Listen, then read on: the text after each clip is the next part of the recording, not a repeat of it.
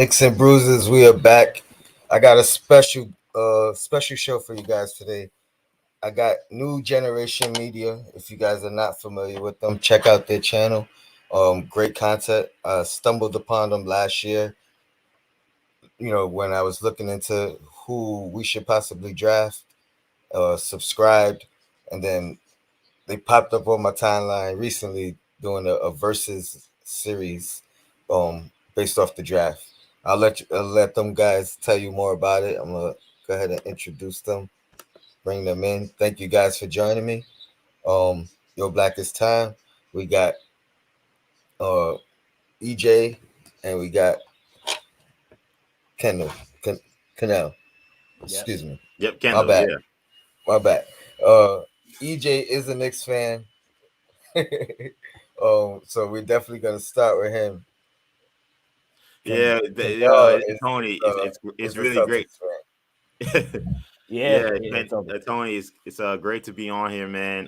It's funny you talk about seeing our draft content. In some ways, as happy as I am to be here, I think it's kind of bad news that I am here because seeing that this is a Knicks channel and Knicks conversation, the fact that there's a whole third of the season left and we're now fully invested in what is going on with the NBA draft before we even have an NCAA tournament, it says a lot about how the season is going.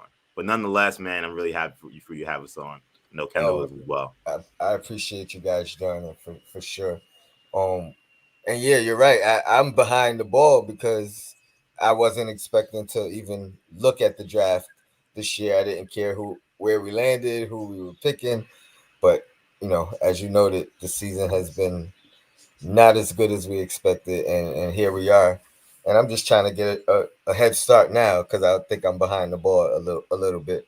So we're gonna get some perspectives on where we should go in the draft. We're gonna get some outside views from a Celtics fan, which is gonna be great insight. And before we get into all that, I gotta start with the Knicks and Bruises.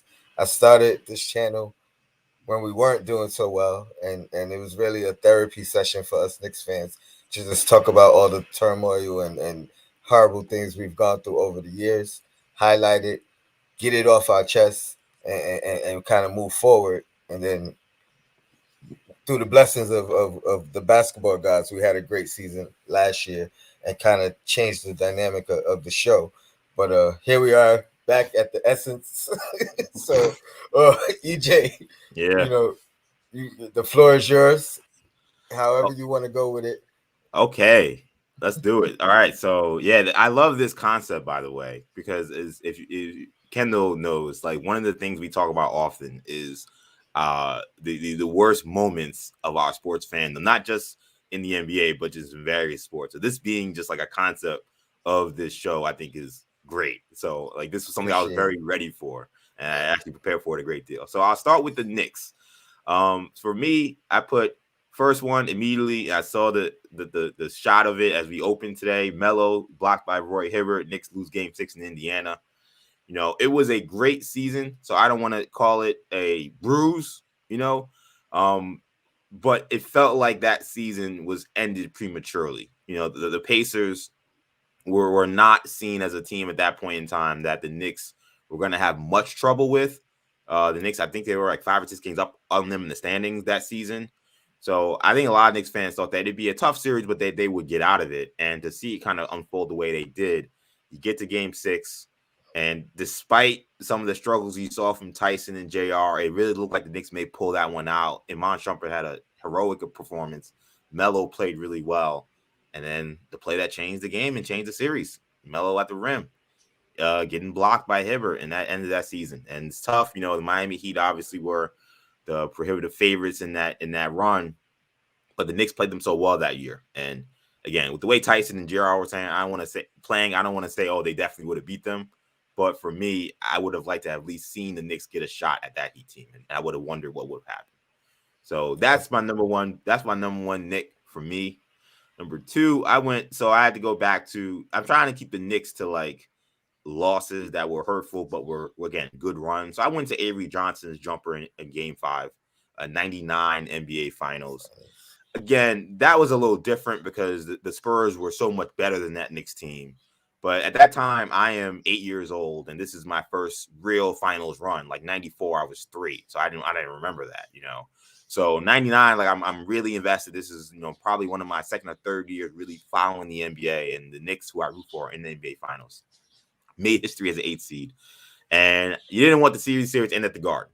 And seeing the series end at the Garden, Avery Johnson, who couldn't shoot a lick, nails that mid-range jumper and dashes the Knicks' hopes of sending it back to San Antonio, making it a respectable series. That was tough. So I put that one as a Knick. And then for my third one, I went with a draft pick because, you know, drafting has often been our issues as a franchise. So I went with, again, a childhood memory that was difficult for me, which was Frederick Weiss being drafted by Ron Artest. I believe that was also in 1999 or maybe 2000, right around that time. That to me was also pretty brutal. Not a bruise, but it was like my first introduction to what was to come in the new Uh, millennium. You know, that this was the beginning of what was going to be a lot of bad memories. And you know, I grew up. I love St. John's. Playing basketball at St. John's was a dream of mine growing up as a kid. So I loved Ron Artest at St. John's, and it just looked like it was fate that he was going to end up being playing for the Knicks, Queensbridge kid. Like it was fate. And then they drafted a guy I'd never heard of. You know, this was international ball was not as big as it was back then, and certainly my 8-year-old self was not paying attention to international ball. I just remember just being like, I don't know why this happened, how this could have happened. It was just all confusion. Now let So me ask you: you those are do my know Knicks. why it happened now, right? Well, I think You heard the story that Ron has I don't know if I recently come have. out I with. don't know. What did he say? Uh, I don't want to misquote it, so Yeah. I'm gonna encourage you to look it up. But it was something about him not showing up to workouts or something to Mm, that nature, to where he thought he was a shoe in as well, and didn't mm. have to report to a workout. And I mean, there you have it. Yeah. And I mean, that unfortunately sounds a lot like Ron Artest in yes. 1999. Yeah, Oh he partied that night instead of going to the workout. yeah, that will definitely blow your chances at a top pick. But yeah, that was tough. So then we get to the real pain, the bruises, and for here, this is a lot more recent events that have happened. Because I felt like a lot of those really bad late in Isaiah years kind of got lumped into one, so it's kind of hard to pick like one bruise. It was just all bad. But so when I started with number one, I went with Steph Curry falling one pick short of the Knicks at 7. Another uh, graphic we had here at the Open that was very difficult for me. Steph Curry, as Kendall knows, is one of my all-time favorite players, just period. When Mm. I was playing high school ball, Steph Curry was in college, and I saw a lot of, I think a lot of kids who weren't super tall or super athletic but could shoot saw themselves in Steph Gave Curry. They were like, gave hey, you I, the I belief. like this is somebody maybe I could try to emulate, though of course this guy's on another planet. So Steph Curry was always a favorite of mine. I was arguing with friends who used to think that, you know, Steph Curry, oh, he plays at Davidson, like he's not good, he's gonna be like JJ Redick. And I would fight these kids, you know, in my high school about how much I love Steph, and I just knew he would have been great for the Garden. And when I saw David Kahn take 2 point guards ahead Back of to back. Golden State, I knew it was trouble, because I think if Don Nelson had to make a decision between him and Ricky Rubio, that would have been a lot harder decision for Don Nelson, because he So, loves point guards and he loves international players. And like, if David Kahn would have just took Johnny Flynn like any other normal GM, maybe Steph Curry goes to the Knicks, maybe. And even if he doesn't, maybe at least Ricky Rubio, at least they get a point guard, somebody. yeah, yeah. But David Kahn, he's a war criminal as far as I'm concerned when it comes to Knicks history. He doesn't get talked about enough, but that move essentially caused the calamity that was Steph Curry not going to the Knicks at 8. So that was tough. That was real tough. Number 2, I got KD and Kyrie spurning the Knicks for the Nets. Now, I hesitate to put this on there because I am one of those Knicks fans that doesn't like to really obsess about anything going on with the Knicks. I don't really care. You know, I'm just not. I don't care. You know what I'm saying? I don't like them, but I'm not like so invested in them that I'm like caring about what's going on over there. But I think it was more of the fact that it looked like there was true light at the end of the tunnel, and it was almost like a bad movie where it's like you thinking like a horror movie, like, oh, we're actually gonna get out of here. And even though maybe we didn't earn it, because it's like, did they really earn it? It's like, no, but hey, they seem to really want to be here, so this is gonna be great, right? And then it wasn't so great. They came here and went across the river, and that was just a bruised ego, I think, and a real wake up call for myself and many other Knicks fans. So even though I hate mentioning the Nets, just as a Knicks fan, of course, doing coverage, I talk about Nets all the time, but for this, I had to put that there because it was brutal. And the third, I felt like I had to do an Isaiah Thomas era move Mhm. because there's got to be one in there. And I think the one, it's hard to pick one, but I think if you had to pick one, it had to be Eddie Curry being a sign trade from Chicago to the Knicks. One, the sign part of that deal did not work out very well. Eddie Curry averaging 5 rebounds a game, coming in out of shape, just it was a mess. It was a mess. His tenure with the Knicks was really bad. But I think even beyond the signing part of it, because we've had other bad signings. We've had Jared Jeffries, we've had Jerome James, we've had bad signings. It was the trade part of it that was brutal. Because Mhm. when you think about how, despite those years being bad, you would hope that the Knicks could have gotten out of it by making good draft picks because they were so bad. Problem was they had none. One of the reasons they didn't have any was because they traded 2 first-round picks, 2 second-round picks for Eddie Curry. Two of those players became Joakim Noah and LaMarcus Aldridge, a personal favorite of mine, LaMarcus Aldridge. And that, I think, prolonged the pain, not being able to draft in the lottery where you're supposed to when your team is suffering. So if I had to pick one bruise from that era, that is the bruise. That is the epitome of what caused the Knicks to have that prolonged struggle. They didn't have young talent to build around, and they didn't have it because they gave it away. And a large deal in that was trading for Eddie Curry. Those are my Knicks and Th- bruises, man. th- that was great stuff, man. That was great stuff. And in depth, I loved it. Um, and a little bit different from some of the ones that I've had previous. So that's the great part about getting people from different age ranges, different age groups, different tenures of watching the Knicks. It's all sorts of Knicks and bruises that Yeah, I mean sometimes it becomes it's hard to listen to and endure because it brings up a lot of old memories and pain. But great stuff, man. I appreciate that insight. And we're yeah. gonna Well, jump right into the. I actually let me ask you guys a few questions yeah, about where we are now. We obviously underachieved. Actually, if you don't mind, let me start with Kendall because get an outside perspective of Yeah. where what you think of the next season last year, and then what did you think of the expectation, if you could, coming into this year? Yeah, yeah. I mean, last season, I gotta admit, obviously, I was shocked. The Celtics fan coming in, I'm thinking about all the playoff runs that we've had over the last 5, 6 years. I don't have many Knicks and bruises. I have Knicks and bruises in the playoffs, but I don't have many.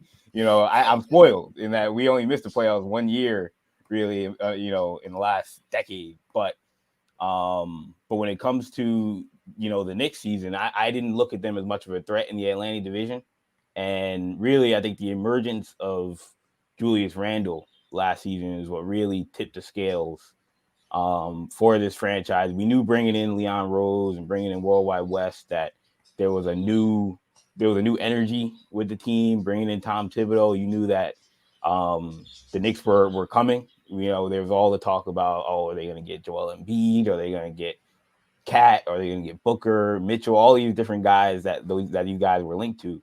But as a Celtics fan, again, you're thinking down the line. You're thinking, all right, we got 2 or 3 years before those guys are ever going to be Knicks, Hmm. and not realizing that they had a All NBA guy on their team who had already been there, the year before, and wasn't that great. So that I think was the biggest surprise from last season and what really took them to the next level. And I think coming into this season, I kind of fell asleep a little bit thinking, well, kind of penciling the Knicks in as a playoff team because Randall played so good last season. There was no reason to think that his production was going to drop tremendously. Although there were concerns about obviously how he played in the playoffs. Mhm. But I think he is the guy, and you don't want to put everything on one guy because it's a team sport. There's coaches, there's management, there's the roster management. There is again, there's other players on the team, but when you think about how we went, how the Knicks went from middle of the road to great last season to back to being in the middle of the road, you look at Julius Randle's play, and I think Julius Randle's the guy that and look again, if you're going to be the star player for a team in New York, that's going to be the weight that's going to be on your shoulders. So I think Randle has really been the sort of the variable that's been affecting this Knicks team the last 2 or 3 seasons. All right. I got another question for you, but let me shout out the chat. Appreciate you guys joining. Definitely hit that like button, hit that subscribe button. Check out New Generation Media. They have great content, as you can see here, and I'm giving their takes today. Um, my next question for you, as a Celtics fan, and seeing actually both Kemba and Fournier, for some short time, Kemba a little bit longer. Um, what were your initial thoughts of their time with you, the Celtics? Um, your thoughts on us acquiring them, and definitely as much in depth Yeah, as you can get with Kemba Walker and how he played with you compared to his time yeah, here. no, yeah. EJ knows for sure. I've had a lot of long rants, both Kemba with the Celtics and Kemba post Kemba in New York, being "I told you so" when it came to Kemba Walker because I love Kemba. I love Kemba in college. Everybody loved Kemba. I don't think there's anybody but Butler fans, I guess, who we beat in the national championship and other Big East schools that didn't like Kemba Walker at UConn. But coming off the Kyrie situation in Boston, being able to spin that into getting Kemba Walker, every Celtics fan was rooting super hard for Kemba Walker, and you could tell it wasn't his, sort of his lack of production wasn't like Kyrie's, or his, downturn wasn't like Kyrie's, where you could tell Kyrie it was all mental, it was all a lack of focus. He didn't want to be there.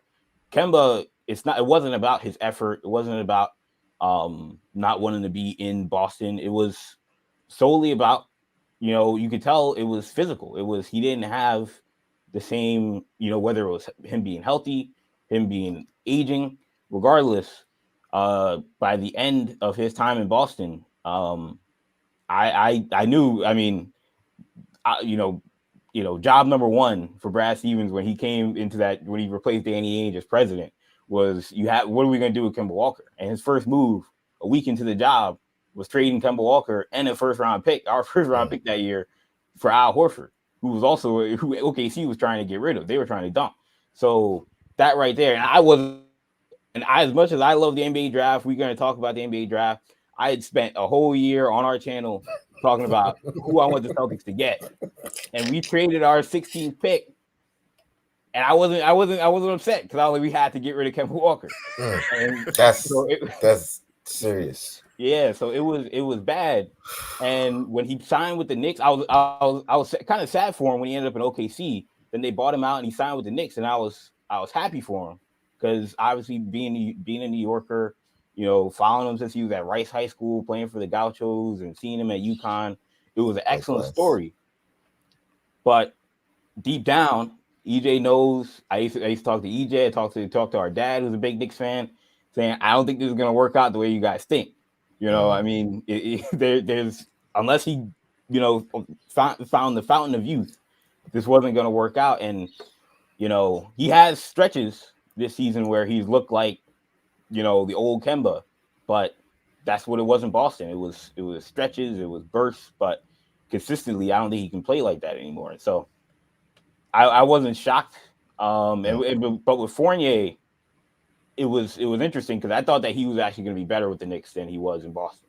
With Okay. Boston, he was having issues with COVID, and the fit wasn't great with he was essentially playing the Gordon Hayward role, and we saw Gordon Hayward leave to go to Charlotte and play better than he was in Boston. So I figured, looking at the way he played in the Olympics for France, that he was going to come in that first game, against Boston. I was like, well, I guess we're gonna have to deal with this guy for the next 2 or 3 years. But um, it's been a little unfortunate seeing him sort of come back down to earth as well. All right, good stuff. Good stuff. Little hurtful. It's not as painful as when B Smooth. Shout out to B Smooth came on here and told me the same same exact things. Yeah, Uh, he was a lot harsher. I think you were very respectful in your description of his Well, time there. you got to remember, Tony. Kendall's outnumbered in our household, so there's only so much that we can actually tolerate from him. yeah. There's a line.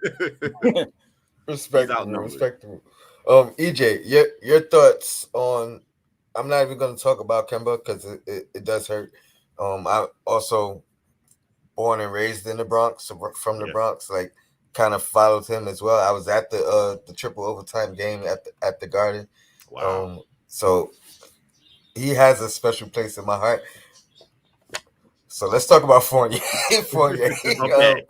Fournier definitely did not start the year off well, but I think he's definitely shown some positive signs in the later end of the season. Your thoughts on his start and where he is now, and thoughts on him moving forward. He's obviously under contract for 3 more years. Yeah. What are your thoughts on Fournier? Yeah, I feel like Evan Fournier actually is like maybe one of the biggest wild cards, I think, for the Knicks heading into the offseason because, the word was at the trade deadline that he was among the veterans that they were very eager to move on from. But around that same time, Fournier was actually playing his best ball. He had some games where he was just lighting it up from three. And we've seen several times this year where, he can just kind of carry an offense for, a quarter or a whole half where he just can't miss. And you see that and you're like, man, are the defensive struggles and some of the other issues you see, sometimes lack of hustle, like can his shooting overcome the other things that make him difficult to play 35 minutes a night? And it's something that I'm still wrestling with. I got to the point this year where I especially as Quentin Grimes started to emerge, where I legitimately wondered, is Evan Fournier like a 6-man type of guy? Mm, Like now, I don't know if he's making 6-man money. He's probably making a little more than 6-man money. But once he's on your team, I don't think you can really worry about how much a guy's making. You just got to make sure that guy is fit. contributing as best as he can with the fit that you have. So when I see Evan Fournier, going up against a lot better players in the starting lineup of the other teams, a lot better shooting guards, and they're having trouble hiding him on guys. RJ's done a great job of picking up a lot of those tough wing matchups, but then you see other teams hunt Evan Fournier on switches if they can. So for me, it's like, man, if they made him a 6-man, like had him kind of play the role that Burks played last year, or maybe a little more Mm, minutes, would that be a better fit? He would be going against much worse defenders to the guys trying to guard him, and he wouldn't be up against much more, mhm, aggressive, much more attacking guards. That would be one of the things I would maybe look at even before moving him. Now I'd move him for the right price, and I'd move him if I could get off the contract because the contract isn't great. I'm among the Knicks fans that don't feel like it's the worst contract in the world. Like I tend to think that Julius's deal is more concerning to me than Evans. mm, And while Julius's money may make more sense given his production, I think the attitude and the what that contract means to the franchise is more concerning because mm. it's a contract that was given out to be a franchise face, and that's not what he is. And But that, was it though? I mean, to me, I feel like it was. I think that in many ways it was a congratulations on a second all team selection. And here's this contract. Even though we have a guy we drafted in the first round that was supposed to be a replacement, we're going to sign you on for 4 more years after this year because we really believe that you're our guy. And even if maybe there's another star that comes about and we can trade you, it's a decent enough deal where we can move you. But this is a real, hey, here's this money. Like, like great job last season, and we are confident in you moving forward.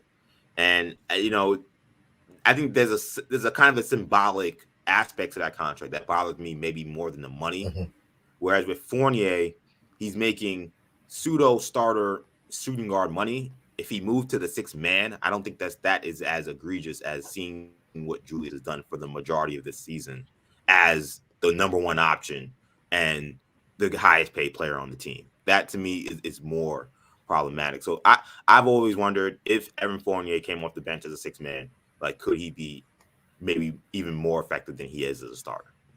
And that's what I would look at next year. I think I would make Quentin Grimes a starter if they don't have an upgrade at the two. That's super interesting. First off, I've definitely mentioned Fournier coming off the bench and potentially being a better fit where he could kind of play the go-to role in that whole unit and not have to sacrifice anything. Basically, just really dig in his bag and show everything he's capable of. And the exact response from most of the chat at the time was, you can't put him on the bench making what he's making. But I agree with you. I think he's on the team already. And Right. if it fits and it actually helps the team, then I don't think there's an argument for it at all. You know what I Yeah. mean? Like your role actually increases, even though it's a demotion of sorts. You know Exactly. what I mean? Manu Ginobili came off the bench. Uh, He's gonna make the Hall of yeah, Fame. great point. Great point. As far as the Randall thing, my only pushback for what you said is I think the Knicks. I mean, he is by default is what I'm saying. He's the best guy and he's getting paid the most, but he was. I don't think it was necessarily built around him going forward. I think the objective was to bring in a better guy who obviously is going to be Mhm. paid more than him and kind of slot him at a number two role. Um, so that, I Yeah. mean, that's my That's only fair. little Yeah. pushback. Um, because I think a lot of people, I think his contract is fair based off his production, and then as far as like just number one options throughout the league, he's not making anywhere near what the typical number one guy is. So I think And he's yeah. being paid fairly for his role and value. Yeah, and Um, that and all those points I tend to agree with actually. I think for me, and the question I've always posed to Kendall when we've talked about it, or I've posed to our dad when we've talked about it, is like from a pure just the money he's making and how he's what the stats he's producing. Yeah, I don't think the money is bad, but I ask every Knicks fan the same question, and I get the same answer: is if I told you you were going to get this Julius Randle before you would have gave him that contract, would you have given him that contract, or would you have preferred to try to trade him or let him walk in the offseason and just start Obi Toppin? And I've yet to find someone who said no. I still would have signed him knowing he was going to flip laptops and he was going to be not open up Obi when he falls and he was now, going to be turning the ball over. And that's where I say, okay, if that's the case, then I can't live with that contract, even if the money is okay. I, That's I always been me I personally. agree with definitely with the attitude and the off the court things. The on the court things I could live with, to be honest, but I cannot deny his attitude and demeanor this year in particular has soured me a little bit Mhm. on him, really. You know what I Yeah, mean? yeah, I have at this point I feel like oh, we gotta pray for and hope for the best from him to yeah, moving forward. But that has definitely been disappointing, and it is proof that he can't be that number one guy. You know what I mean? Not with that attitude, not with that demeanor and things of that nature.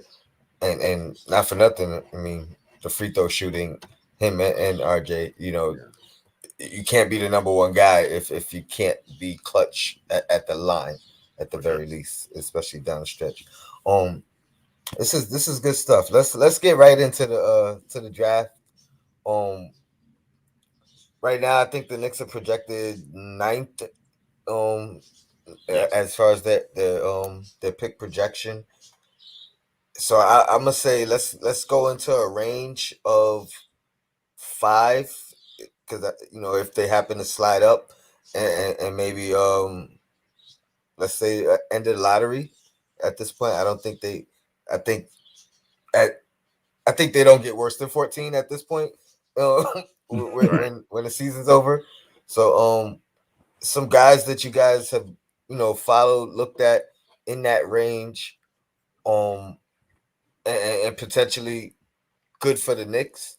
Hmm. Before we do that though, I do have a question, Yeah. and in general, and then also about the Knicks.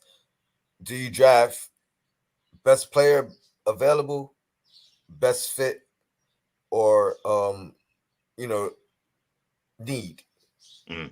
I'll let Kendall position go of first need? here. I know Kendall And is and, very and he's very excuse me, passionate real about quick. this. Let me let Sim in, and yeah, we'll go right in. Sim, thanks for joining. Hey, what's going on, man? We got EJ, who is the Knicks fan, Yep. and we have the Boston Celtics fan, Kendall, and I just asked him about. We're just getting into the draft talk. I just asked him about in general, and then for the Knicks, do you draft need, best player available, or best fit? Um, and then Kendall, go ahead. The floor is yours, and then we go around. Yeah, no, I mean, like EJ said, this is something we talk about all the time on our podcast. Um, I think the GMs, if you ask any GM across any sport, basketball, football, baseball, they'll always say we always draft best player available. That's the old adage, but that's not necessarily reality. Because I think we've seen over time that teams will draft based off of what they need. And obviously, best case scenario is that the best player that's on your draft board happens to also fill a need. So then you can say, yeah, we were drafting best player available. But there are going to be situations, and I think the Knicks are a very interesting case this season because it's very clear that they have a need at the point guard position. I think that's the spot where you feel like, if we can get a franchise player that happens to be a point guard, we're in good shape. Whereas you feel like maybe the power forward position is a position where you've got, arguably your best player in Julius Randle. You've got arguably your best prospect and long term power forward of the future in Obi Toppin. You feel like we're probably set at the power forward position. Ironically enough, at the top of this draft is at is two power forwards, in Jabari Smith and Paolo Banchero. So that if the Knicks were to happen to jump into the number one spot, they really would test the theory. Mm-hmm. Are you going to draft the best player available, or are you going to draft for need? But I tend to think that you want to draft. Again, you have to find a sweet spot. I if and I think honestly it comes down to how good is that player you're drafting and how good are the players you have in your roster. Because me and EJ talked about it last night. We were talking about the Knicks in the draft, and I mentioned to him that if you really like Paolo Banchero or you really like Jabari Smith, um, and you think that those guys are going to be superstars, and you think they're better than Julius Randle, then you might be better off just taking those guys and moving off from Julius Randle. On the flip side, if you're talking about a point guard, and let's say the Knicks need a point guard, and you say Ty Washington from Kentucky might be the best point guard, if you don't think he's better than Emmanuel Quickly, can you really draft him? If you don't think you don't think he's better than Derrick Rose now, and you don't think he'll ever be better than Emmanuel Quickly down the line, doesn't really make sense to draft him. So I think you have to match the player with the players that you have on your team, really. So need and fit, you think is more important? I mean, somewhat. I mean, I Yeah, understand you do got to find a balance, but yeah, need and fit are more important, yeah. especially. I mean, I keep going back and forth. I'm not sure. What do you think, EJ? Yeah, it's tricky. I feel like the teams that I think of that are very aggressive in drafting for best player available, I don't think they've been the best examples of how to build a franchise. The one I think of is the Orlando Magic. I think in the last three drafts, I think they've always just went with the best player available, and that guy has happened to be a point guard. And now you look at their roster and they have uh Cole Anthony, and they have Jalen Suggs. And when it came to trade capital, they thought RJ Hampton was the best player they could get for what they were going to lose in Aaron Gordon. And now they have young RJ Hampton in there, and he's like playing Markel like Fultz. 2 and 3. And they traded for Markel Fultz. And to me, like the way they've built their roster, Fultz obviously ended up being an injury concern. We didn't know that when they were drafting Cole Anthony or some of these other guys they drafted. I don't know if I've necessarily seen best player available be the best strategy, because I think the draft is too much of a crapshoot. So I think to be that sold on, I know I'm right that this guy is definitely better, and I don't care how my roster is constructed. Now, I think you're always going to have favorites in the draft. Like, I have favorites in the draft every single year. There are guys that I'm like, it's intoxicating to be like, I don't care who's on my roster. I want that guy on my team. But I think that you do have to take fit into and need into great consideration, especially because I feel like especially for the teams like, I guess, the Knicks, where you would think of them as a big game hunting team come free agency. Free agency really hasn't become that kind of avenue to improve your roster as much anymore. You don't see guys really allowing their contracts to become expired. You don't see the big stars, balking on signing an extension and instead allowing themselves to go to free agency. We haven't seen that for several years now. That class with Kyrie and and KD that we talked about earlier, like that's the last class where you really, I felt like, had a big star. I guess, well, yeah, because Kawhi Leonard was in that class too. So yeah, I mean, that's not really a thing anymore. I guess the big question or the big answer will be next year. Yeah. What we see next year, because that's potentially the next biggest. And but to your credit, yeah, it seems people like could guys sign nowadays. extensions. Yeah, it seems like guys nowadays are more inclined to be like, give me the money now, and I'll force my way somewhere else later. And I mean, so far the NBA has obliged. Like, these teams have not been like, no, we're going to let you play out the rest of your contract. Like, it makes sense for them to get something back for these guys. So when you're drafting, I think you got to take that in consideration, and you got to say, look, I don't know if that like silver bullet is coming in free agency. If we make a trade, we might have to trade the farm to get a guy that good. So if you really need a point guard and you decide I'm going to draft another power forward because I think he's the best, and we know the draft is very much hit and miss, I think that's very risky business. And again, there are some examples in the NBA, the Magic, I think, being the main one I see today, where I look at it and I'm like, I don't really know what the direction is over there. Yeah, good stuff. What do you think, Sim? I want to ask this: how much does it depend on the level of player, right? That's in the draft, because every draft you have a guy or two guys that are like so far above the rest. Mm. It's like, if I have the ability to draft this guy, it'd be crazy if I don't draft him because they're so much better than the rest. That would be the exception to the rule, right? Yeah. I mean, Right. I think about when Cleveland, drafted LeBron, they weren't thinking about who was on our roster. How does LeBron fit? LeBron was the best guy. He was going to come in and be the best player on their team. So they weren't worried about, who was on the team. I mean, when Washington drafted John Wall, they had Gilbert Arenas. In theory, that wasn't the point guard wasn't their weakness. But John Wall was by far the best player in that draft. So if you got the number one pick, you were going to take him. I mean, when Chicago drafted Derrick Rose, Kirk Heinrich was a solid point guard. Yeah. He was they were competitive with Kirk Heinrich at point guard, but he wasn't Derrick Rose, so they do. We can still upgrade it. So I think the number one pick is the spot where you kind of throw need out of the window and you just take the guy who you think is going to be the best player. Right. But unless it's a special draft, unless if you're splitting hairs, maybe you take three guys. Yeah, exactly. 2 or 3 guys that could be the same. But when you're talking about a draft where there's one special guy, then you throw need out of the window, I think. Right. This draft is unique in that I think there's about 6-7 guys that could wind up being the best player in this draft. So I think the need will probably be a little more important if you're a team drafting, if you jump into the top 3 or 4. Now, what about just the state of your team? Right? For example, if you're a good team already, the Golden State Warriors need every day. But see, I'm not sure if it's always need. I think it depends on where you're drafting. Because let's say you're the Warriors and you're drafting at 26, 27, Mhm. right? And you have most of your needs filled. You might just say, I'm going to get the best guy available because this guy could pop. And then he might become better than another guy. So I can, maybe move that guy out if, depending on contracts, et cetera, et cetera. You know what I mean?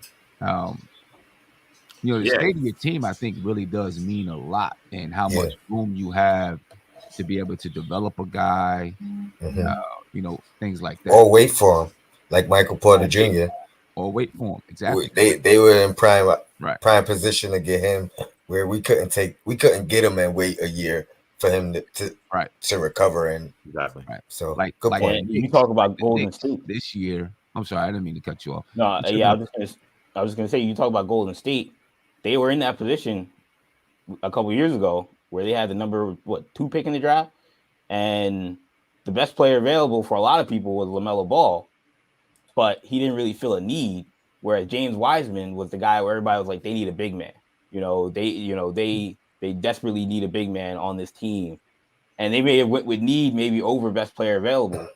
And now look where they're at. If they had LaMelo Ball, they still don't really need him that much. But if they had him, they might be the Sheesh. runaway favorites to win a championship. So when you're drafting that high, like I said, I think best player is the way to go. Yeah. Yeah. Now, when we look at a team like the Knicks, I mean, obviously the biggest need for the New York Knicks, and it's been for years, is that point guard position, Absolutely. right? That's been years, that they need a point guard. But if you get a draft spot where you are, I don't know, let's say the Knicks end up being, I guess looking at where they are now, they'd probably end up maybe somewhere around the seventh or eighth seed. Supposedly, I guess, the Knicks could get a good point guard there. Mhm. But I think it's going to depend on which direction the Knicks want to go, right? Yeah, and that's for me where I because I really kind of honed in. It was kind of serendipitous to steal from Clyde that I came on here because this week in terms of my work with the draft, I really kind of started to zero in on point guards in this draft. Mhm. Um, and because I don't feel like they're really getting great grades from other people who evaluate the draft, and sometimes usually there's one guy who ends up really popping and maybe we're just not giving them a chance. So I really wanted to kind of zero in the last few days and just look at point guard and see. And also being a Knicks fan, of course, I'm interested also in like, is there a point guard here that definitely can feel like, okay, I'm gonna start that guy next year and I feel good.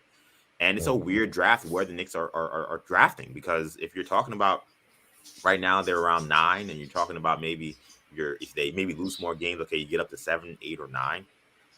There's not a guy to me in terms of point guard that I think has a clear top 10 grade. Right. Could you push me to top 15? Maybe with Ty Washington and maybe with Aldonis Williams, who I think is extremely underrated out of Wake Forest. He's not a guy that's getting talked about a lot. He was a transfer from Oklahoma. He is a senior, but I think that kid has a lot of game. But to me, some of the other guards you're talking about, Dyson Daniels from the G League Ignite, is a very young player. I think that he's getting a little bit of a boost because of the game, the play we've seen from Josh Giddey, a fellow Australian player who's a bigger guard who came in and has succeeded with the Thunder. But I think he still has some growth. I think he's a little bit of a project, particularly because he's not a great shooter. I think Kenny Chandler is a guy that you're hearing a lot about as well. A freshman who's very, we do a lot of high school recruiting content on our channel too. So we were talking about Kenny Chandler when he was a junior in high school, Hmm. and Kenny Chandler is feisty. He's aggressive. He wants it. He's the kind of guy I think New York would like, but he's short. He's 6 feet, and that's what Tennessee is listing him at, and that scares me. Usually, your school will give you an inch or two, and the Tennessee is giving him Right. 6 feet even, Oklahoma was and saying Trey Young was 6'4". exactly. Hmm. So when I see 6 feet as the thing, I don't know what he's going to measure out at the combine, And he's a good athlete, but he's not an overwhelming athlete where he's going to be finishing above the rim constantly, and then you're not worried about him being short. And after seeing, Kemba Walker struggle and seeing just some of the other guards in recent years that have been diminutive and not special athletes or special shooters, it's hard to find a guy that I could think of that has really popped. Like Trae Young is an elite ball handler and an elite shooter for his position. So his size doesn't matter as much. He's also great at, of course, drawing fouls. IJ. John Morant, he's 6'2". The guy has a 50 inch vertical. Like, he can jump out the gym. He's ridiculously fast. If you're not, and those guys are taller than Kenny Chandler. So if you don't have that special thing, I'm gonna really question whether or not you're a starting point guard in the NBA and a lottery pick point guard. And that's what the Knicks really need. So this is going to be a weird draft. That's why I've talked about it a bunch with Kendall. I am very much pro if the Knicks aren't in the top 3 or 4, and they can't take a guy like Jaden Ivey, who's not a natural point, but I think is a primary ball handler. So you're not really worried as much about who your point guard is. I think he'd solve a lot of point guard issues, even if he's not playing the point. I think if you're not getting a guy like that, I am very pro trade the pick. I am very pro use this pick and the other draft assets that you have and Julius Randle and find a point guard. That's been my strategy because I'm just looking at the draft. Usually I'm somebody where I'll find somebody and I say, okay, Knicks get here. I think this guy can start next year. I feel like Ty and Aldonis are the two guys I would really look at and say maybe they could be the guy. But I mean, I think that I would really look in the trade market aggressively. I'm not someone that's usually pro trade draft picks, but I think the Knicks, they have Rokas overseas. You got Quickly on the roster, and you have Deuce, who they can't find time for. At some point, if I'm not confident that the guys that I'm evaluating today are better than the guys that they have, whether overseas or actually on the roster, then they got to look elsewhere. So that's been my thing when it came to the draft. I agree with a lot of what you said. Again, my only pushback is, I think, obviously depending on the point guard, but it's not that many out there. I think moving Randle and the pick Unless you get a superstar, for a lead guard, I think that's a lateral move at best. But here's why I'll push back though, because this is how I've envisioned it. The Knicks, in my opinion, they play a broken brand of basketball. Like they're playing basketball in this landscape where right now a shooting guard is playing point in Alec Burks. And then Julius Randle, who's a high turnover player, is handling a lot of the ball handling responsibilities. So I feel like even if those guys are playing well, that's not a sustainable model to build your team moving forward. There's so many other pieces that don't fit right. RJ doesn't necessarily fit right with that that kind of conglomeration. You don't have other point guards that quickly doesn't get to develop the way I think that many Knicks fans wanted him to develop as a point guard with that kind of or roster construction. So to me, I think lateral is okay because the Knicks aren't in a position to take massive leaps into being a top 4 or 5 team in the East. But they need to get the roster figured out. They need to have a much more conventional way of playing ball. So I think you need to have that point guard who can kind of control the pace because the Knicks are one of the worst teams when it comes to pace. They can push the tempo. And you can have a guy who will fit better with the pieces that you believe are potentially foundational. R.J. Barrett, Mitchell Robinson, Obi Toppin, all guys that you would think would be better in up-tempo systems. Quentin Grimes. I guess the only because I agree with everything. I just feel like we're better off trying to get the point guard and still having Randle and RJ, and you know what I mean, as opposed to I'm keeping RJ. I'm not trading RJ. Oh yeah, but I mean, keep RJ, keep Randle.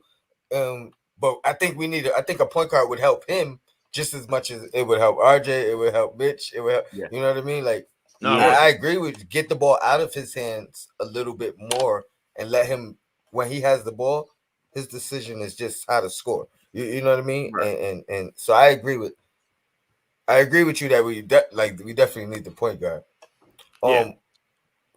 Real quick, if we could go around.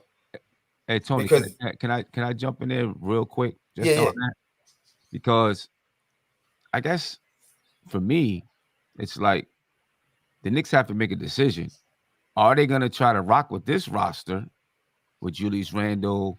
Obviously, RJ Barrett's gonna be there with Julius Randle, Evan Fournier, et cetera, or are they gonna decide this ain't it and we're gonna break it down? Because if they decide that they're gonna rock with this roster, then it makes sense to go out and try to get Jalen Brunson, Malcolm Brogdon, et cetera, right? Because you're probably not going to find that Ja Morant in the draft, this draft.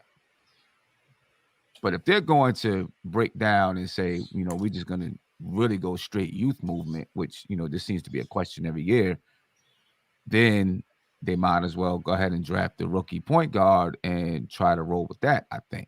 So I think it depends on what this front office wants to do.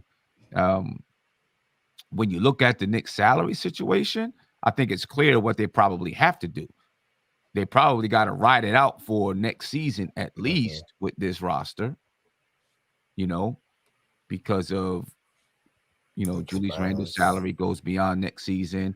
Evan Fournier ends next year. Alec Burks ends next year. Nerlens Noel ends next year, at the end of next season. So all these guys are on the books until the summer of 2023, when then the Knicks have like $47 million before RJ Barrett's extension.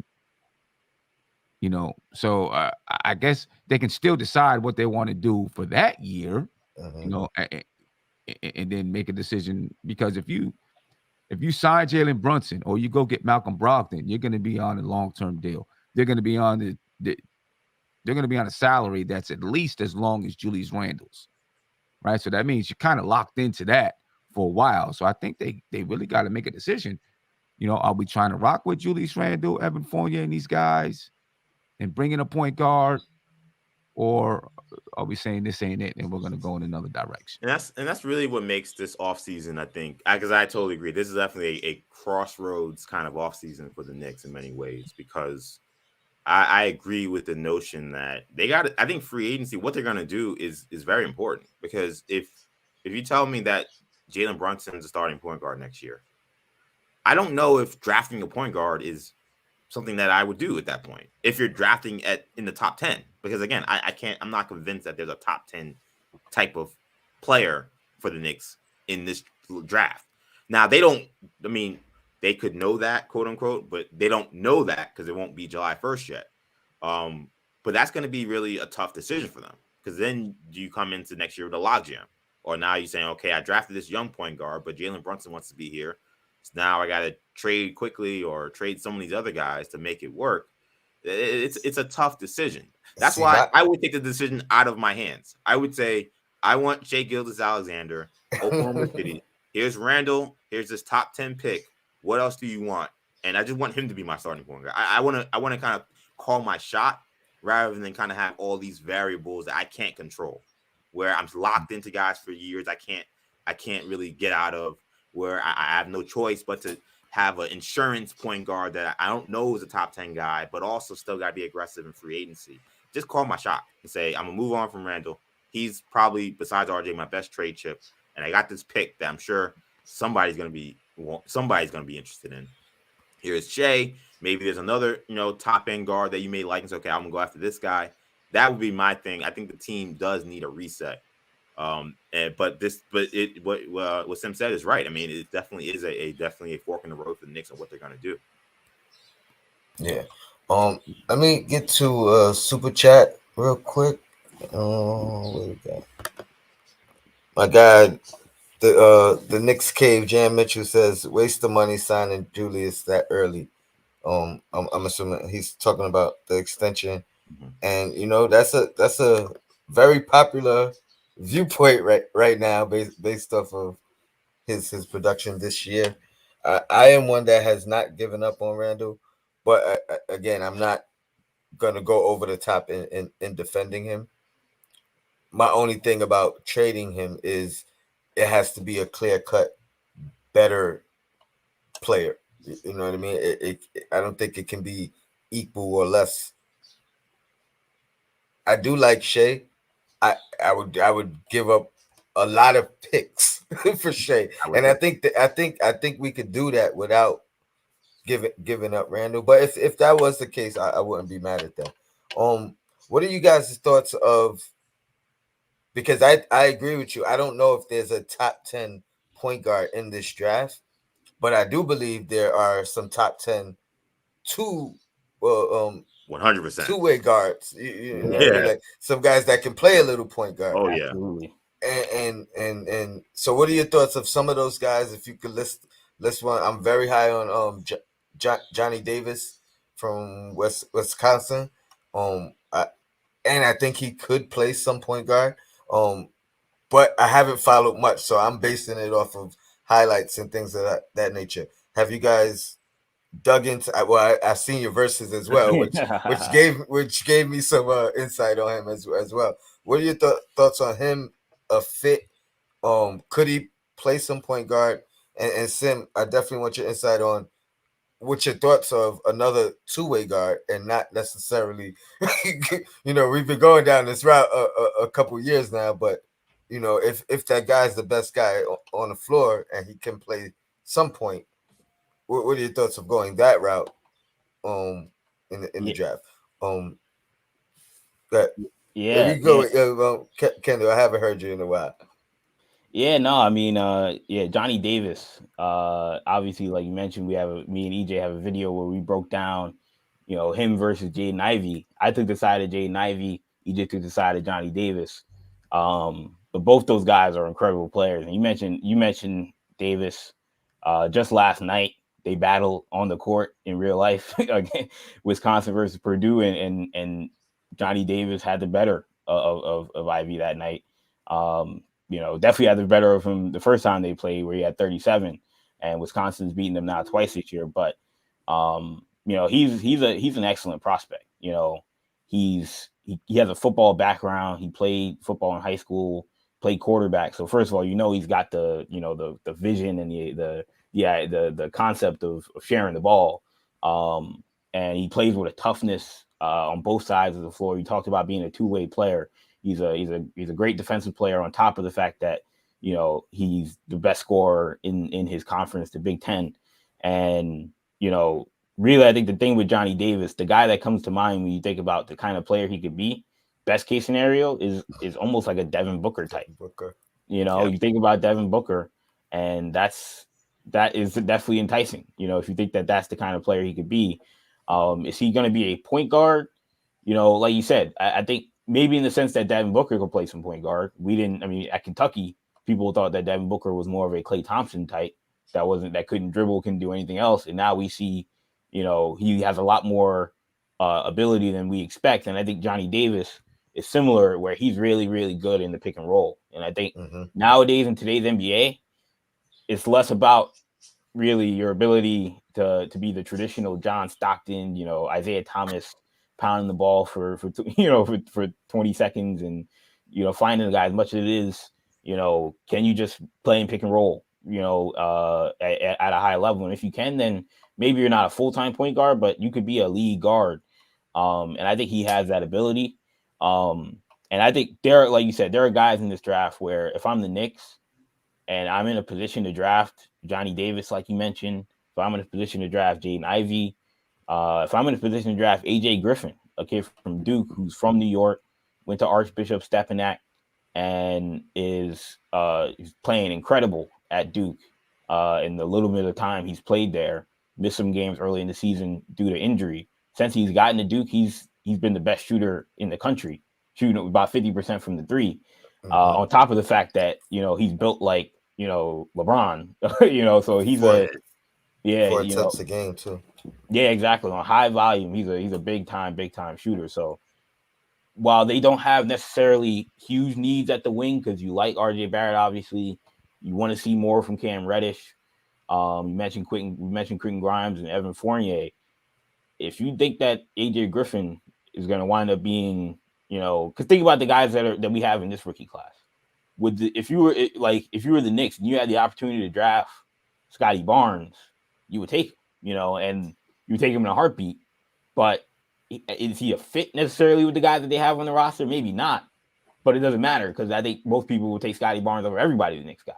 So I think if you feel like AJ Griffin or you feel like Johnny Davis is one of those level guys, you feel he's a Josh Giddey, you feel like he's a, Jalen Green or one of those types of guys, then you take that guy. So yeah, I think that this draft, while the point guard position is weak, again, I think that there's 6 or 7 guys that could be the best player coming out of this draft and be legitimate all-star guys.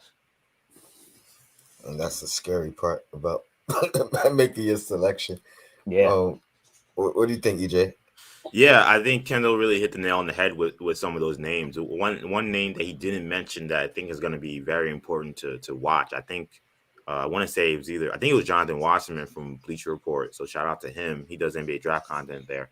He had a mock draft, and the one guy that I think will, if he stays in the draft, will be the most interesting man in the NBA draft will be Shaedon Sharpe from Kentucky.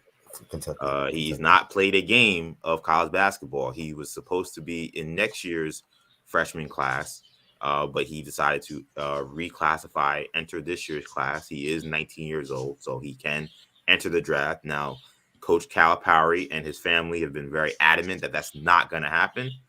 I do not trust Coach Calipari as far as I can throw him, so I don't know how much credence you can take in his word right now.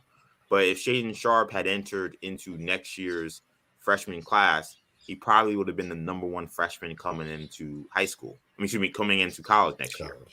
So when you talk about freak athleticism, when you talk about shot creation, think of to me like a taller Jalen Green in some capacity.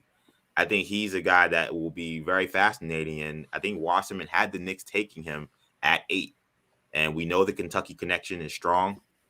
I'm not sure what the agency connection will be, but if CAA is involved, I think that Knicks fans should definitely perk their ears up if that happens.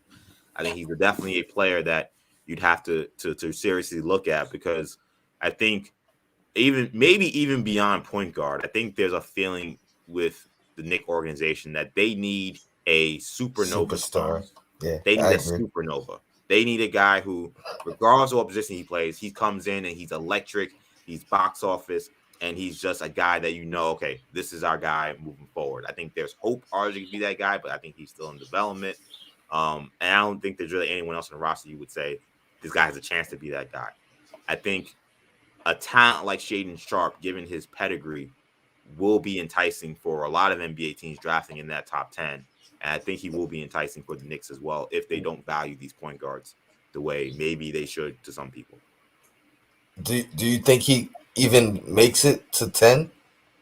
No. I mean, I think he's a top 10 pick. I think to me, if he fell, he's not making it to 10 in my opinion. I think that if he fell anywhere between 5 and 9, I wouldn't be shocked.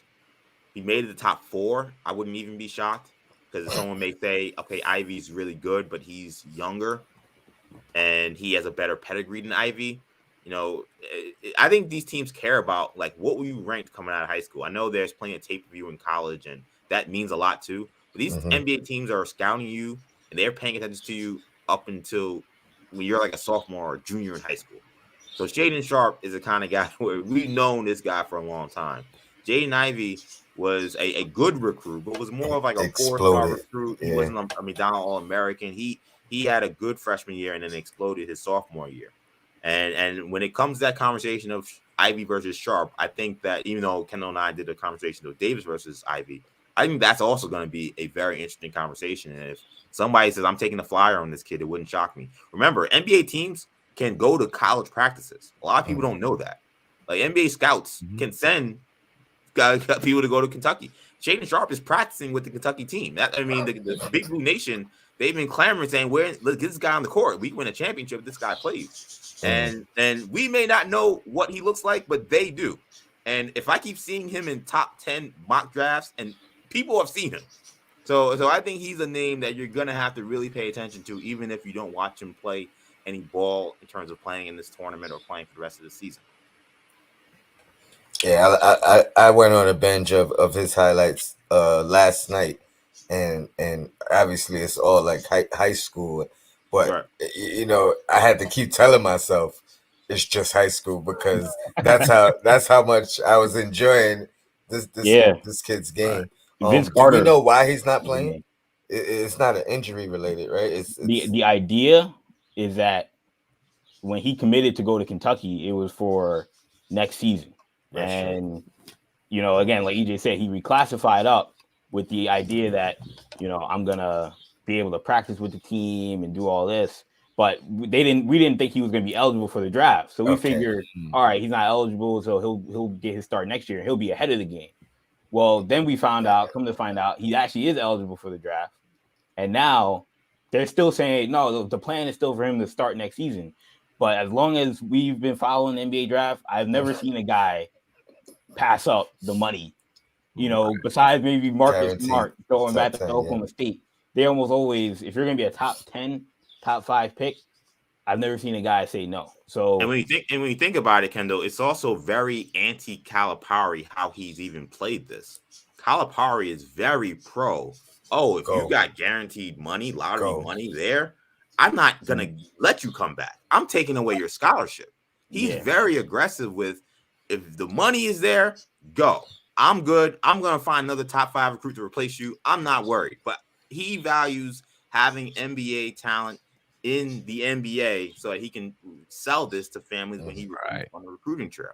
He says he values guys going in the first round more than winning in national championships, and that's angered people at Kentucky. But that's how he feels. That's how he really feels. So the way he's playing this, that he's like, oh no, we're definitely going to keep him next year, and he's mad at the reporters for getting this out and finding the information that he would be eligible. It's very fascinating. I've been trying to put my tinfoil hat and wonder why. The only thing I can come up with is that he knows this kid has the goods.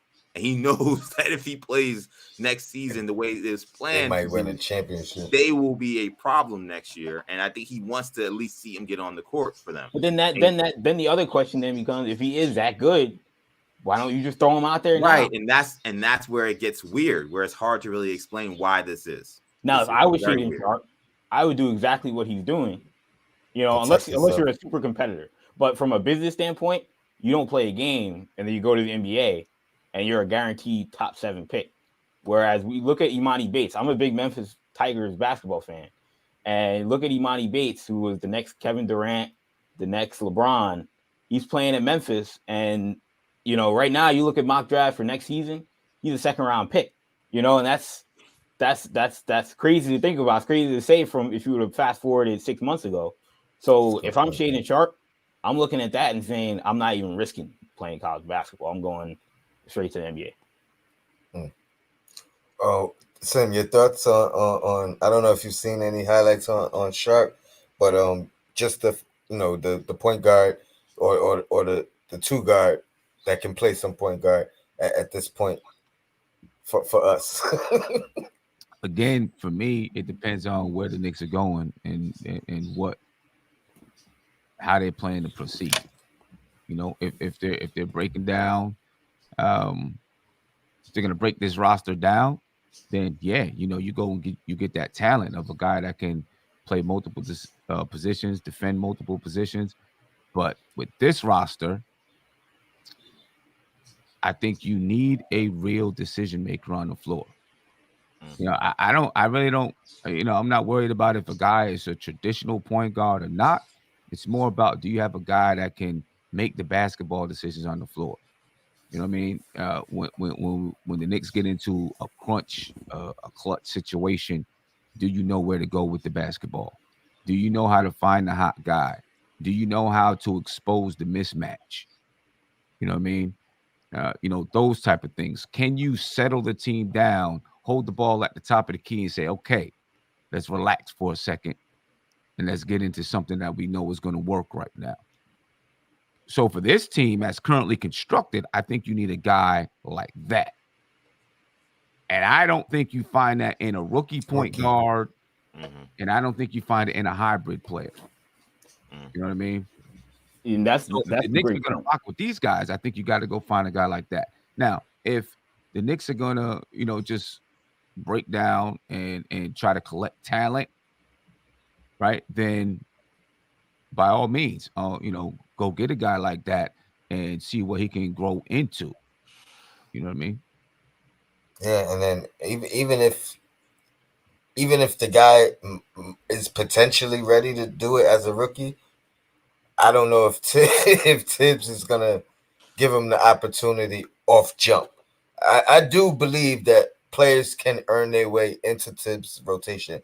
I think it's been proven already, um, but it's not gonna come off jump. You know what I mean? It's not gonna come through a training camp. It's gonna come through the Right. process of the And season. people are In always my going to opinion. point to people are always going to point to Ja Morant, right? And he's a point guard that was able to come into the league and take hold of the mantle, and he's doing what he does. That doesn't mean that all of his decision making is that great, right? He's just a superior talent, and his talent can overshadow any bad mistakes that he makes out there on the floor. Mhm. And with that being said, you're probably not getting a Ja Morant, because Yeah. obviously, if you get a Ja Morant and you can put him with Julius Randle and RJ Barrett, then you rock with it all day, every day. But you're not going Look to at not. look at last year's draft. I mean, a guy like Jalen Suggs, he was pretty much a can't miss point guard. If he was available in this draft, yeah, the Knicks would take him. But he's a rookie point guard right now that's struggling. He's decent, but like you said, would Thibodeau really be starting Jalen Suggs right now over Derrick Rose if Derrick Rose is healthy? Probably not. And that's a guy who's a can't miss point guard, let alone the guys that are in this draft who aren't anywhere near Jalen Suggs. So I think that's the thing is why you're right that for every John Morant, there's guys, there's eight. It's like I always tell EJ when we talk about it, it's like in football when you're drafting a quarterback, Yeah. where if you're drafting a point guard in the NBA, that guy you better think that guy is ready to play and he's mature enough. John Morant, he's got a dog mentality to him. He was older. He's a sophomore. Came from a small school, so he had a little bit of an edge and a chip on his shoulder that Mhm. most rookie point guards don't have. But you got to be extra, extra special. Kyrie, John Wall, Derrick Rose, those guys don't really grow on trees, and if they do, they're usually the number one and number two pick. But that's going to be the thing. And like you mentioned, even when we're talking about John Murray now, he's in year three. You know, year one John Morant was also very good, but again, was he good enough to carry the Grizzlies, or were the Grizzlies still a Mhm. middling franchise for a year? Obviously, they'd still draft him 10 times out of 10, but that's going to be the thing where if you're talking about trying to win, like you've talked about with the direction the team is going, you have to understand that any of these rookie point guards probably isn't going to be better than Jalen Brunson as a rookie. They may be better than Jalen Brunson 3 years from now.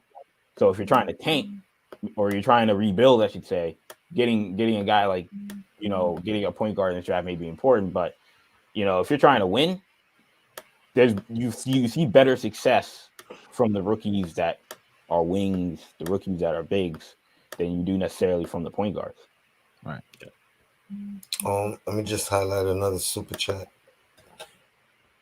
Lewis Wilkinson, thank you for the super chat.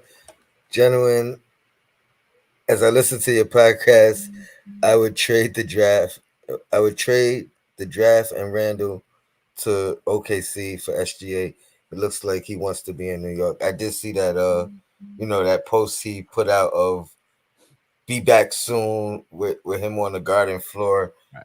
Again, I think at this point players are trolling. I think they know the attention any mention of not even a mention, just something cryptic the attention it will get. But he does agree with you as far as trading Randall and the pick for SGA.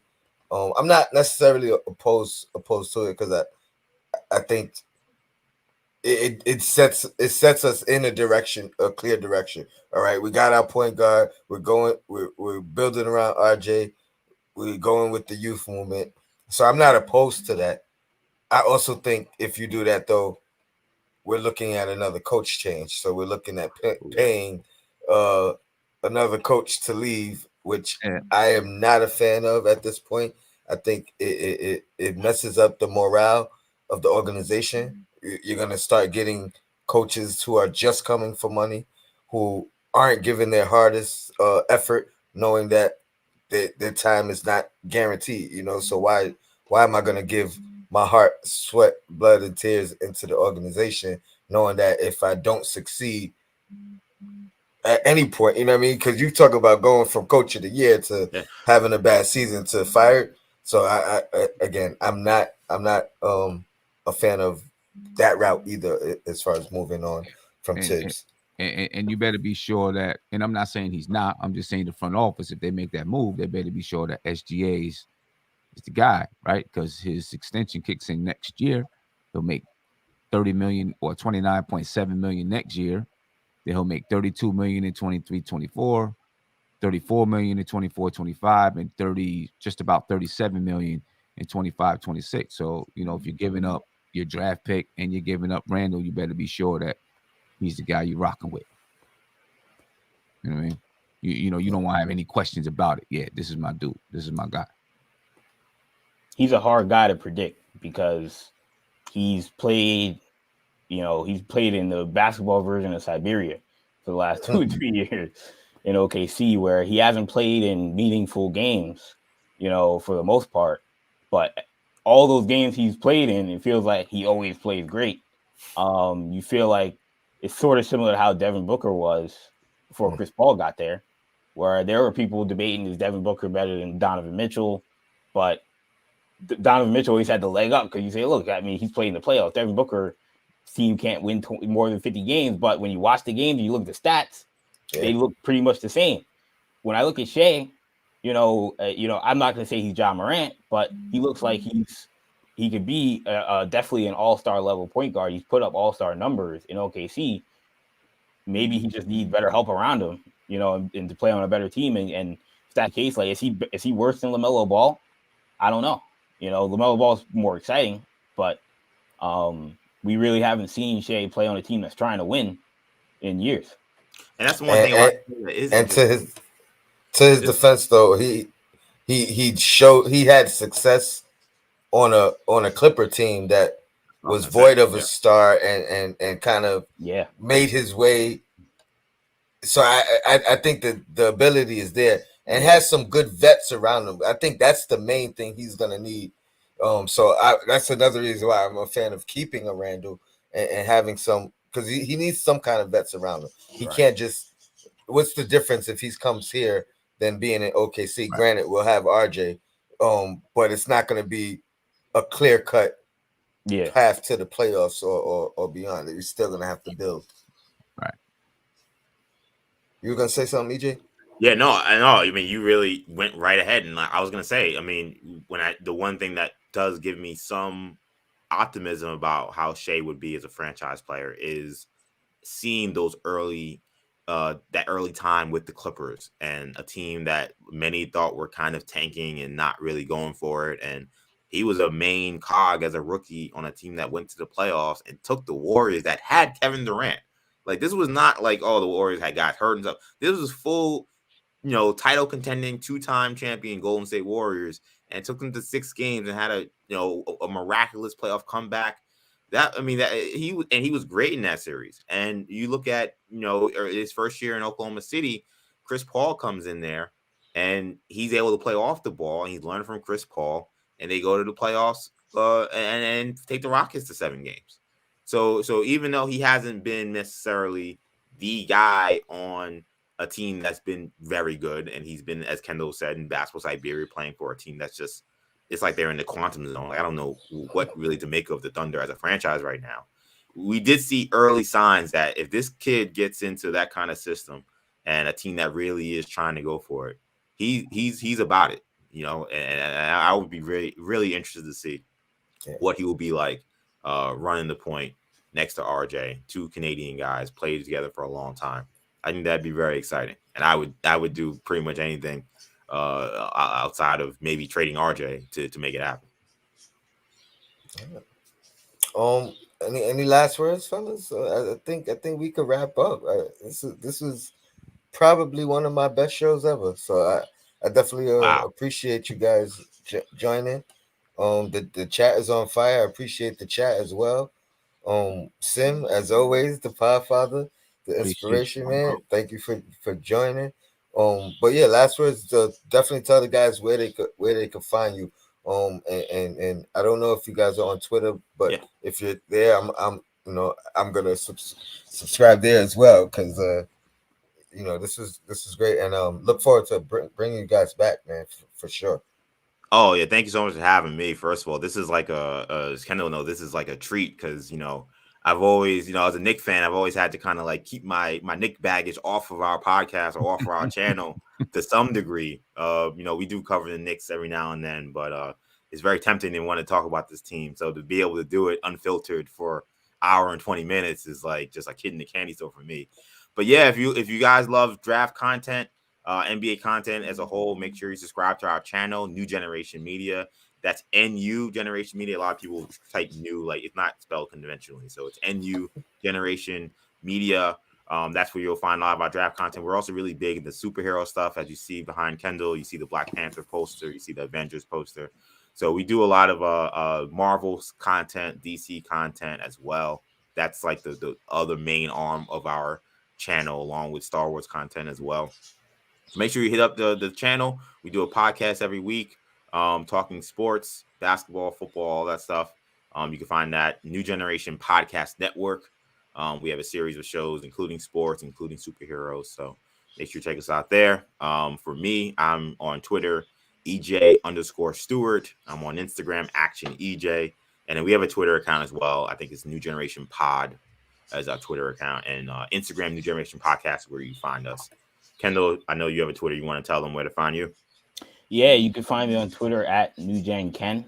And yeah, I mean we're gonna have plenty of draft content coming out. We got more draft versus series episodes where we're gonna be comparing different prospects. We're gonna be doing player comparisons. Most likely we're gonna be talking probably about some individual teams and what teams should do. So yeah, it's gonna be very fun to see how this draft shakes out. And the Knicks are going to be at the forefront of it. They're going to be at Oh the yeah, forefront of the conversation now because you can't avoid it right now. So yeah, I'm sure there will be a lot of interesting things to talk about. But yeah, I'm excited for this draft season to start coming out. And Kendall, next time as we play the Celtics moving forward, I definitely you know, give you the invite. I'm sure Sim won't mind having you coming on.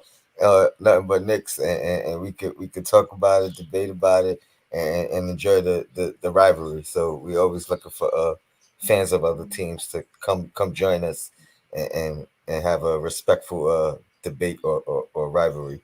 So Yeah, yeah, no doubt that sounds fun. you know, especially with the way the Celtics are playing. of Maybe course. last season it might not have been that fun, but this And season, I've heard the little subtle shots throughout the show too, but it's all good. It's all good. I love it. What you got, last Sim? season I had nothing to say. It was getting beat by Brooklyn in 5 games was sad. Getting beat by Kyrie was sad. So this season it's been a little bit more positive. I You should say. gotta enjoy it. I ain't mad at you. I ain't mad at you. Yeah. What you got, Sim? Hey, fellas, you have an open invitation to come in, talk Knicks, and the draft because right about now we're about to start kicking off some draft coverage of our own. We've been focusing on the season, but obviously the season's going to rise. So we're going to start looking at the draft. So you have an open invitation to come in and talk Knicks in the draft whenever. love it, love it. Yeah, Anytime. that's like our bread and butter. We love it. It's the inexact science of the NBA because it's just you could do as much preparation as you want, but sometimes it's just things you'll never see coming. Me and Kendall were going over some of our best hits and our biggest flops yesterday, Hmm. talking on the phone, and it's wild to kind of see how things turn out. It's always fun to do this chat about the NBA draft. Nice. Yeah, no So doubt. so. Oh no, And go ahead, Sim. just real quick, Tony, I'm getting ready. I'm getting ready to head off because I got the Knicks versus Philadelphia 76ers game preview. Then I'm getting ready to jump into. So, um, yeah, that's what I'm jumping into right after this. So, ladies and gentlemen, you'll be taken right to that live video. As soon as you log off of here, it's going to take you straight to that video. So 3 o'clock is when we start. Appreciate you, Sim. Sim, I'll be right over. I'm gonna close out here, and I'll see you over there. All right, no doubt Salute. about it. Before you guys go, real quick, Yeah. give me top three prospects for the Knicks. And this could be if we get the first pick, if we get the 10th pick. I don't care. I don't care. Just top three prospects for the Knicks. So And I'll go first. I'm gonna go study these guys. So I'll go first. I'll say number one, Jaden Ivey. He is the kind of you're talking about trying to find a supernova. I think he's the guy you look at and say he could be that guy. He's so dynamic getting to the rim. He's such a great athlete, and he just seems to kind of the NBA in a lot of ways. Peace out, Tim. Great talking to you. In many ways, the NBA so much is about just do you have a guy that can just break down defense and get to the cup or find guys? And Ivy to me is the guy for this draft for me. So he would probably be my number one option if I was the Knicks, regardless of where I was selecting. For number two, you know what? I think I would probably say. I think I'd probably say Johnny Davis. I think that I'm not. I like the bigs. I like them all. I just think the Knicks have too much of a logjam, and I think they have to re-sign Mitchell Robinson. So I'm not really going to be enticed by the bigs as much. I think if you get in the top two and one of the teams really want those bigs badly, I wouldn't mind trading down and getting my guard. So I'd say maybe Johnny Davis would be number two for me, because I think that he's again, Devin Booker type scorer. I think he fits very well next to RJ, because he can also handle the ball. He can also catch and shoot. So I think he'd be a great fit. And my third guy, he's not getting enough talk, and I don't, if the Knicks are in the top five, I'm not taking him. But I think that if the Knicks, if I had to say, if I had one choice of who's Knicks starting point guard next year, and it's from this draft, I think if you ask me today, I think it's Aldonis Williams from Wake Forest. I think I'm gonna go that far. The guy is a super athlete. He's got an NBA body. He's really strong. He's a very good passer. A lot of people look at his ability to finish and his ability to his ability to finish, his ability to create and finish at the rack. But he's also, I think, one of the best passers in this draft. I think the only reason why he's not getting talked about enough is because he's older. But I felt like Davion Mitchell kind of had a similar track where he was older, so nobody really respected it until the tournament. And then they were like, oh, no, this guy's definitely a top 10 guy. I don't know if Williams will have that kind of meteoric rise, but I will be surprised if he's not a top 20 pick by the time we get to June. I think that it's early now, so I think people are still kind of collecting their data, so to speak. But if the Knicks could start one point guard next year, and I had to take a point guard, I would take him. Cool. Yeah, I'll give you my three real quick. Number one, I think I agree. I think Jaden Ivey's probably got to be the number one target. To me, it's similar to missing when the Knicks missed out on Steph Curry. I think we saw that energy from the fan base when it came to Trae Young, because a lot of Knicks fans wanted Trae Young in part because it was supposed to make up for missing out on Steph Curry. And obviously, in hindsight, you missed out on another superstar point guard. So that was rough. So I think missing out on Ja Morant, being one pick away, I think will feed the energy, the fan base's energy, into wanting Jaden Ivey in this year's draft class, seeing the way Ja Morant has played. So I think he'll be the number one guy, I think, for Knicks fans to watch. Number two, I'm going to go with AJ Griffin. I think AJ Griffin, he is an interesting sleeper pick because he's not a big name right now. Even though he plays at Duke, even though he's been projected by most people to go into the top 6 or 7, but he's sort of been a quiet assassin for this Duke team this season. And his ability to shoot the basketball and his basketball pedigree, with his dad being a former NBA player and an NBA assistant, Adrian Griffin. That's the question I was gonna ask. I was just waiting until he was done. Adrian Griffin, right? Yeah, Adrian Griffin Jr. I think we saw in high school, he was a guy coming out that people thought, look, physically he's an NBA guy, but can he shoot the ball? But I think we saw over the last year of his high school season, where there wasn't much in New York, he got in the lab with his dad and his trainers and turned into a super shooter, a sharpshooter as well, to add into the physical part of his game. And as he he seems to me like a guy who's a workout warrior, and being from New York, I think that that's a guy that you know, I think he would relish playing in the Garden. I think he would relish playing at because again he's playing at Duke, and Yeah, he seems to play the best when they're on the road and they're in their toughest game, and Yeah. he has his best performances. So I like AJ Griffin a lot for the Knicks. And number three, uh, it's tough. I think if we're talking about guys, if they did jump into the top three, I think the guy for the Knicks you would really want is Jabari Smith. Um, I actually like Paolo Banchero a little better than Jabari Smith, but if we are as I talking, saw in the verses. yeah, if we are talking fit, Banchero with Obi Toppin, it's like oil and water. Those guys do the exact same thing. They play the exact same position where even though Jabari Smith is also a power forward, because he's such a good floor spacer, he's such a good shooter. You Complete feel like three. he's a guy that could also play the three, could play maybe a little bit of the five, or Toppin. Those guys could interchange at the 4 or 5. He's such an amoeba that I would take the talent and figure out the fit. I know the fit with Bankero and Toppin probably isn't going to work, but with Jabari Smith, I would say make it work. And he would be the guy if you did jump into the top three. I would probably target. Yeah, I like him as well. Gives me Jared Jackson vibes at times. Yeah. Yeah, Um, Yeah, man. Thank you guys, man. Great stuff. I appreciate you joining me again. I I'll reach out anytime. I want to see if you guys are available. It's always a Monday and Wednesday for me, so if that helps, and you can make it, I appreciate you joining me back.